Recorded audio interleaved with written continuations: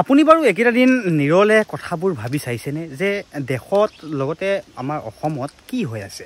আপুনি চিন্তা কৰিছেনে, আপুনি কল্পনা কৰিছেনে যে আপুনি মোবাইলটো অপেন কৰিবই নোৱাৰে, মোবাইলৰ ফেচবুকটো অপেন কৰিবই নোৱাৰে, সন্ধিয়া সময়ত মা দেউতাৰ সৈতে টেলিভিছনৰ সন্মুখত বহিব নোৱাৰে? কাৰণটো এটাই, ৰাজ্যত এটাৰ পিছত এটা জঘন্য ঘটনা সংঘটিত হৈ আছে। আপুনি বাৰু ভাবি চাইছেনে যিবোৰ ঘটনা বৰ্তমান সময়ছোৱাত ঘটি আছে তাৰে অধিকাংশ নাবালিকা।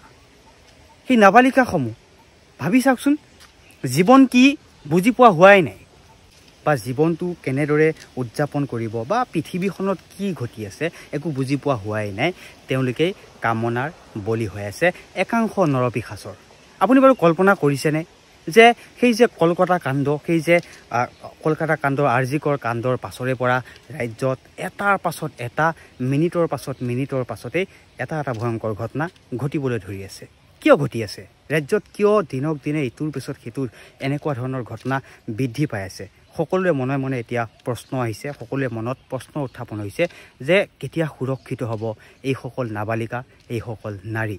আচলতে মা দেউতাৰ সন্মুখত, মা দেউতা ঘৰৰ পৰিয়ালৰ সন্মুখত চাবলৈ লাজ লগা হৈছে, প্ৰায় সংখ্যকে হৈছে।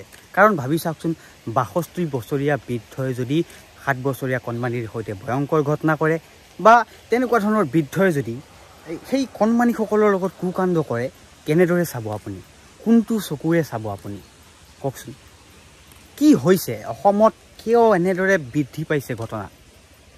আৰক্ষী প্ৰশাসন, আইন, সেইবোৰলৈ অপৰাধীবিলাকে ভয় নকৰা হৈছে নেকি বাৰু?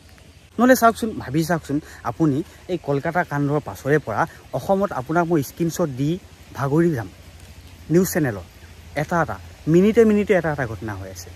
ভাবি চাওকচোন, যিখন ঘৰত এনে ঘটনা সংঘটিত হয় নহয়, সেইখন ঘৰৰ বাদে কোনেও কল্পনা কৰিব নোৱাৰিব কিমান এক যন্ত্ৰণাদায়ক, কিমান এক বেদনাদায়ক। আজি চাওক, সেই যে ঢিঙৰ ঘটনাটো হোৱাৰ পাছতে সমগ্ৰ দেশতে তোলপাৰ লাগিছিল। আজি দেখিছেনে সেই ঢিঙৰ কাণ্ডটো?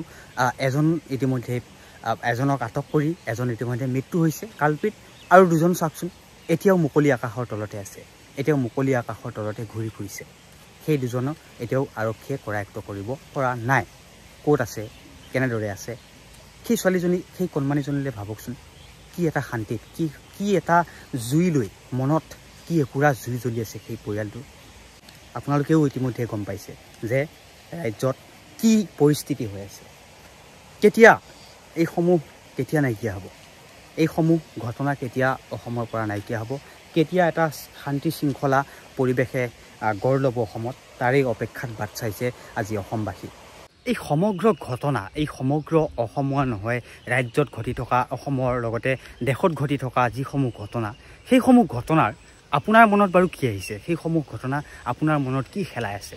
আপোনাৰ মনটোৱে কি কয়? এটা কমেণ্ট কৰকচোন, কমেণ্ট কৰক, আমি পঢ়িম। আৰু এই বিশেষকৈ এই যি অসমত ঘটি থকা ঘটনা, সেই ঘটনাসমূহ মাৰ যাওক, সেই ঘটনাসমূহ নাইকিয়া হওক, সেইসমূহ মানসিকতা, সেইসমূহ কালপিতৰ মনৰ পৰা গুচি যাওক। ৰাজ্যত বৰ্তমানলৈকে যিসমূহ ঘটনা ঘটিছে, যিসমূহ কালপিত আৰক্ষীৰ জালত পৰিছে, যিসমূহ পৰা নাই, তেওঁলোকক কৰায়ত্ব কৰাৰ আমি আহ্বান জনাম, আৰু তেওঁলোকক উচিতৰ পৰা উচিত শাস্তি প্ৰদান কৰক। ৰাজ্যৰ শেহতীয়া যিসমূহ ঘটনা, সেইসমূহ ঘটনা ঘটিবলৈ কমক, অসমত যাতে তেনেকুৱা ঘটনা দুনাই নহয়, তাৰে আশা কৰিম। আৰু প্ৰতিগৰাকী আপোনালোক দৰ্শকলৈ আহ্বান জনাম যে প্ৰত্যেকৰে লগতে এই ভিডিঅ'টো শ্বেয়াৰ কৰকচোন।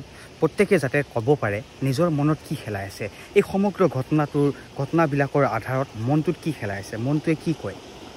আপুনি এটা কমেণ্ট কৰক আৰু আন 10জনলৈ শ্বেয়াৰ কৰক, যাতে ভিডিঅ'টো সকলোৱে পায়, এটাকৈ কমেণ্ট কৰে। বন্ধুসকল, আপোনালোক সকলোকে ধন্যবাদ জনাইছোঁ। এটা বিশেষ ভিডিঅ', এটা সৰু ভিডিঅ', এটা ঘটনাসমূহ ঘটি থকা আধাৰত প্ৰস্তুত কৰিলোঁ। যদি ভুল ক'ৰবাত হৈছে তেনেহ'লে আপোনালোকে ভুলবোৰ শুধৰাই দি আঙুলিয়াই দিব, তাৰে আশা কৰিছোঁ। আপুনি ভালে থাকক, সুস্থ হৈ থাকক, কুশলে থাকক, তাৰে কামনা কৰিছোঁ।